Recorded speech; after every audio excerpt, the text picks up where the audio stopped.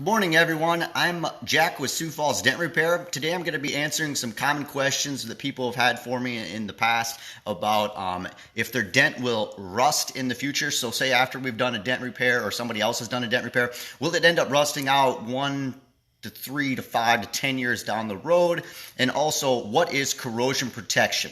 So the reason why I think a lot of people have this question for me is because some technicians don't go about doing this, but what we're using actually to go about fixing damage on your vehicle is actually really sharp dent tools. So some of these tools are that I've actually used to repair the hail damage on this CRV is this Carbon Tech hail rod.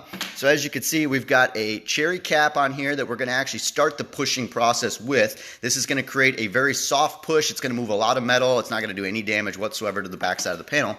But when I go to do the finishing results, I'm actually going to be using this really sharp tool here that's like a needle. I mean, it's very, I mean, you could get stabbed with that. That's very sharp. As well as some of these other tools. For instance, this is a PDR Finesse Mark Zirkus rod. So this is probably one of the shorter ones. This is probably one of the sharper tools in the industry that comes standard at least that I have. These are incredibly sharp here. Again, it's like a needle point and whatnot, as well as some of these other ones. So like in between braces and stuff like that, I'm actually using this. It's called a whale tail. So I'm actually getting this up in between panels, in between the skin here and stuff, and bracing, and actually twisting, and that's creating a pressure point or pushing outward. So I'm going like twisting, and it's pushing off of the brace in order to push the metal out. So basically, to kind of chat with you about some of this, so I've got it already circled up here, just some kind of really minor marks on the roof part here that I've got actually already highlighted. So just after doing kind of our standard repairs, that's essentially what the backside can look like. So as you can see, there is a little tiny bit of exposed metal here. Here, these are mostly scratches. I don't even know if those are through. It doesn't look like it to me. And same thing going on here. It's really hard to pick these up. So, okay, yeah, there you go. Anyways, so after we go about doing these paintless dent repairs, we actually do a cavity wax spray. So what this actually is let me flip the camera around here. This is what we use on the back side of the panel. This is Cavity Wax Plus from 3M, part number 08852. Now what this is it's a protection spray that we actually spray on the back side of the panel that actually coats the back side of the panel, and that prevents it from rusting. So this is the kind of stuff that specifically a lot of European cars use these. I'm not really sure why it's mostly... all manufacturers use it, but they tend to use it a lot more from my understanding and from what I've seen in the industry and working around a lot of vehicles and stuff like that. So what that actually is it's basically what it is it's a gooey, kind of think of it, the closest thing I could think of it would be like a honey kind of residue. It's really sticky, gooey. It doesn't get hard. It's going to be really thin and runny. So what it's going to do is it's going to run into all the cracks and crevices. So with a panel on the top, let's say on the top here, that's not really, as big a concern. But say, for instance, if you've got a dent like this guy does in the quarter panel here that we're fixing, and we get in there and work this whole entire dented area out, we want cavity wax to get into this area. So we're going to spray it in through one of the taillight holes here, and it's going to shoot in through here. And we want it to run into this cavity and coat it and protect it from any type of future rust, especially down in an area like this where it's going to see heavy road salt, road grime. I know in South Dakota we get plenty of rust. My truck's got some of it myself, as well as in the fenders and doors and stuff like that. Now a roof, it's probably not.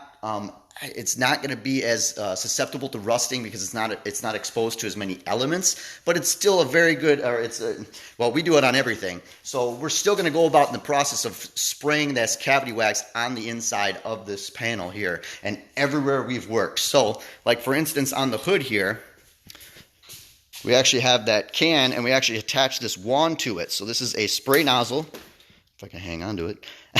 And this actually has a tip on it, so we actually are able to stick this in these holes and spray it around and around. And actually 3M actually makes longer versions of these that are anywhere from They're all about this long. They make a really, really long one. And the nice thing about these wands is that the longer ones actually have a nozzle on here, so it doesn't just spray straight out like this one. This is just the short one. This is for kind of doing little spots and getting in little holes and stuff like that, something close. But they actually make longer wands that have a nozzle on the end that spray the coating in a 360-degree pattern. So instead of it coming and shooting straight out, it actually sprays, let's see if I can do this, sprays outward, so it's actually shooting away from the straw tip here. So basically what we're going to go about doing here is once we get done with the hood, I haven't started on the hood yet. That's one of the last panels we've got to do here. But I can get in here and actually take this wand. Again, this will be attached to the can, but I just for demonstration purposes. And I can get in here and spray this around all these holes.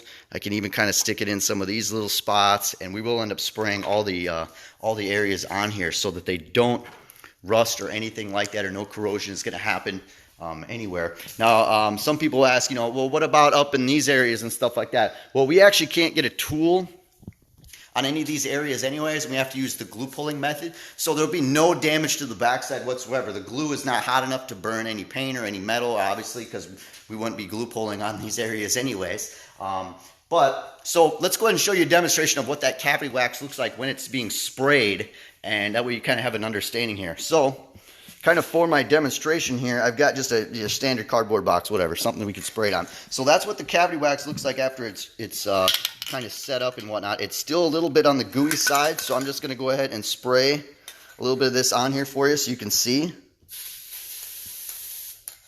So we've got quite a bit on there now. So as you can see, it's a really nice shiny finish and whatnot.